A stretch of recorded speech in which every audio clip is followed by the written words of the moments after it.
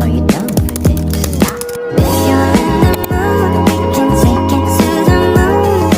Just like a movie scene, table for two. No need to be fed, I want you instead. Assalamualaikum warahmatullahi wabarakatuh. Nama saya Faiza Ninda Adira dengan NIM 230113509. Saya akan menjawab pertanyaan ujian akhir semester dengan dosen pengampu Bapak Zulkarnain. Baiklah, pertanyaan pertama yaitu mengenai urgensi dalam mempelajari HAN pada konteks ADM publik. Nah, tanpa pemahaman yang kuat lalu mengenai hukum administrasi negara, maka administrasi publik ini akan berjalan secara kacau. Pejabat bisa bertindak tanpa dasar hukum, hak-hak warga akan rentan dilanggar, dan tujuan utama negara untuk menyejahterakan rakyat akan sulit tercapai. Oleh karena itu, urgensi mempelajari HAN ini terletak pada perannya sebagai fondasi, yaitu memberikan dasar hukum bagi setiap tindakan pemerintah, membatasi kekuasaan agar tidak melampaui batas wewenang-wewenang, serta melindungi hak-hak warga negara dari penyalahgunaan kekuasaan. Lalu lanjut soal yang kedua mengenai maksud dari tujuan hukum administrasi negara untuk menjamin aparatur yang profesional. Maksudnya di sini bahwa HAN menyediakan serangkaian aturan dan prinsip hukum untuk memastikan bahwa aparatur sipil ini bekerja secara kompeten dan bertanggung jawab, nggak berdasarkan kekuasaan atau keinginannya secara pribadi.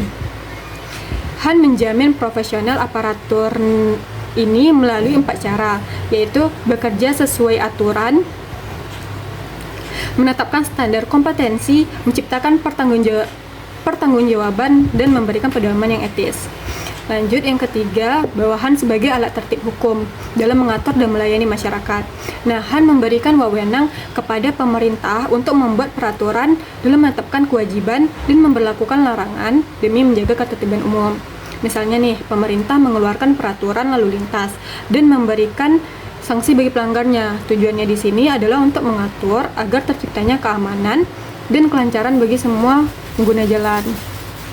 Lalu HAN menjadi dasar hukum juga yang mewajibkan pemerintah untuk menyediakan dan menyelenggarakan pelayanan publik yang dibutuhkan oleh masyarakat. Misalnya, pemerintah menggunakan dana dari pajak untuk membangun dan mengoperasikan rumah sakit atau sekolah. Tujuannya untuk melayani hak masyarakat dalam bentuk kesehatan dan pendidikan. Yang terakhir, penjelasan dari kelompok 2, yaitu tentang pembatasan kewenangan pejabat negara. Pembatasan kewenangan pejabat negara ialah prinsip dalam negara hukum yang memastikan setiap pejabat hanya dapat bertindak sesuai dengan batasan kewenangan yang diberikan. Artinya, seorang pejabat negara tidak memiliki kekuasaan yang absolut atau tanpa batas. Jadi setiap tindakan, kebijakan, dan keputusan yang diambil itu harus dapat dipertanggungjawabkan.